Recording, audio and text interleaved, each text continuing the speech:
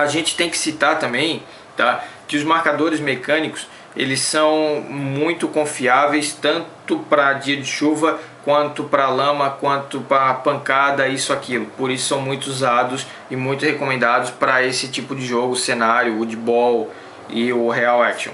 Os marcadores eletrônicos são recomendados para speed pela coisa que a gente já citou, do formato, aqui do tamanho dele, da velocidade que ele vai te proporcionar, mobilidade no jogo.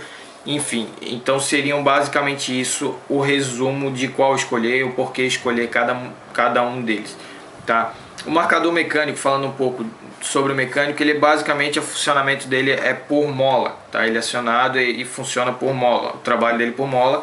O eletrônico, todas as partes dele são realmente eletrônicas, tá? A válvula desse aqui é uma válvula que ela funciona basicamente com a batida no pino, ela libera o gás. Essa aqui ela tem uma solenoide, tá? A solenoide é como se fosse uma caixinha que o ar entra por um lado e sai pelo outro. Essa caixinha, o fluxo de ar que passa é controlado eletronicamente, tá? Então todo o funcionamento desse aqui realmente é eletrônico e desse aqui ele é mecânico por esses dois motivos, tá? Uma coisa que a gente tem que pensar, bom, já analisei isso, vou comprar meu equipamento, vou jogar. Se a pessoa tem a intenção de comprar o equipamento para jogar com amigos e tal, a pessoa tem que botar na cabeça o seguinte: em que lugar eu vou jogar? Eu vou jogar no campo próximo à minha casa? Eu vou jogar no meu sítio? Eu vou jogar numa fábrica? Eu vou jogar num prédio que está abandonado? Bom, temos que pensar o que? O paintball é um esporte que, como eu já citei, ele vai envolver risco. Então a gente não pode colocar outras pessoas em risco que não estejam participando do paintball. Vai jogar numa fábrica, vai jogar num prédio abandonado, vai jogar em um terreno baldio, olha, vê, analise, fala com o dono do terreno, fala com o dono do local ali, veja com a vizinhança próxima, avisem que ali vai ter um jogo de paintball, tá? Não vamos envolver outras pessoas no esporte que elas não queiram participar, tá? Pode ocasionar um disparo aí, pegar em alguma pessoa, pegar num carro, enfim, uma casa pode complicar. Então vamos cuidar para não denegrir a imagem do esporte, tá? Muitos times aí que eu conheço jogam em sítios, jogam em fábricas, tá? Vários casos aí em São Paulo, em Brasília, aqui em Santa Catarina, temos até um shopping abandonado que a gente joga. Porém é o seguinte, é um local isolado, tá? Não tem nada perto, então frisem isso, vejam realmente se vai ter o equipamento, vai ter onde jogar e vai jogar no local adequado, tá? Um local que não vai prejudicar outras pessoas. Falando agora sobre o equipamento propriamente dito, tá? Na hora de tu comprar o teu marcador, como citei, vai ter que ter o cilindro, sem jogo, tá? E o que tu vai analisar? O marcador mecânico ele aceita qualquer tipo de gás. Hoje temos 3 gases que funcionam normalmente no paintball: o CO2, o ar comprimido e o N2. O N2 é muito pouco usado, então vamos focar só no ar comprimido e no CO2, tá? O marcador mecânico aceita o CO2 e aceita o ar comprimido. O marcador eletrônico ele aceita só o ar comprimido, tá? 99% das vezes. Algum marcador, como a Vibe, por exemplo, aceita o CO2 também. Porém é bom usar um antissifão, tá? Ou usar um remote, para que não saia o líquido do CO2, tá? E não congele o teu marcador internamente.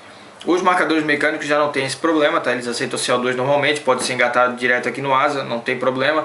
Por quê? O CO2 ele é um gás gelado e ele entra no teu marcador e pode congelar as partes internas, tá? Até um exemplo aqui na Bravone, existe o Power Tube de alumínio, que é um upgrade dado porque muitas vezes o original do marcador acaba rachando. Por causa de alta cadência ele racha e ele resseca, né? Por causa do gelo ali que vai acontecer, resseca, ele racha e aí tu pode trocar pelo de alumínio. Então mesmo no mecânico pode haver algum problema. Também há um desgaste muito maior dos O-rings do teu marcador, tá?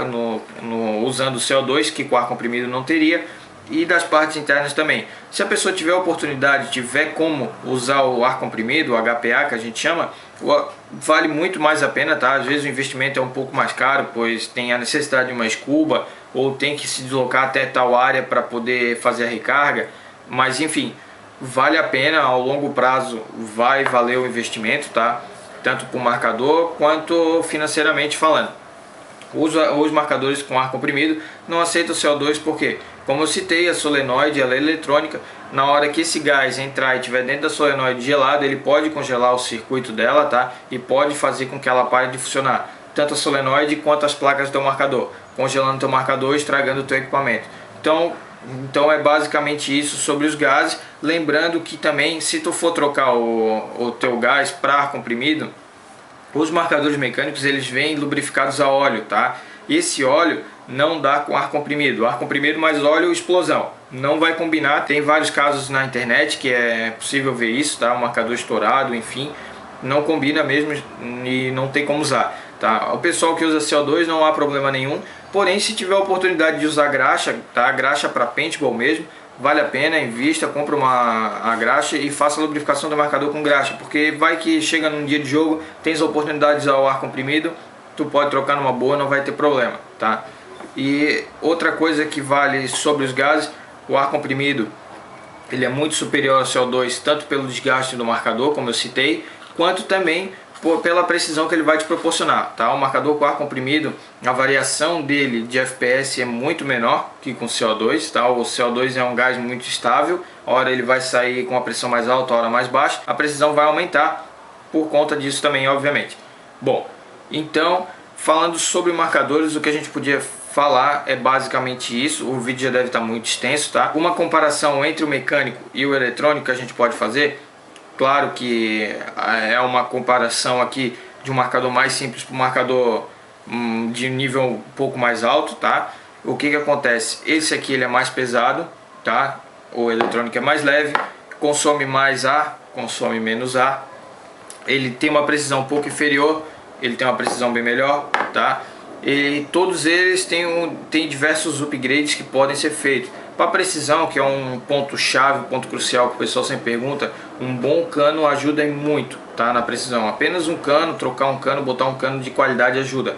Claro que um cano de qualidade com uma bolinha ruim não vai adiantar muita coisa. Se você usar uma bolinha boa, né, de uma qualidade boa mesmo, vai dar um resultado muito melhor, tá? Tanto faz seja um marcador bem simples quanto um marcador melhor. O cano ajuda muito. Fora isso, dá para trocar bolt. Se troca, no caso dos eletrônicos, pode ser trocado regulador. Alguns eletrônicos não tem no asa aqui um on-off que ele abre e fecha a liberação de gás, né, com o cilindro. Pode ser colocado também. Aqui o bolt dele pode ser trocado para um bolt que consome menos ar, dê menos kick. Enfim, depois a gente vai falar realmente no review sobre marcadores, pois esse vídeo já está muito extenso aí. Então eu queria falar sobre marcadores só para fechar. É que, pessoal, chegou a hora de comprar o marcador. Analisem, vejam, ponham em pauta realmente tudo isso que for falado aqui. Ponham a segurança em primeiro lugar. Vai andar com o marcador, tá? Uma coisa que é uma preocupação de muitos, como andar com o marcador. Ande com ele desmontado, dentro de um case, numa mala fechada, no porta-malas do carro, tá? Não andem com o marcador montado dentro do carro, ou no banco de trás, ou montado dentro do porta-malas, tá?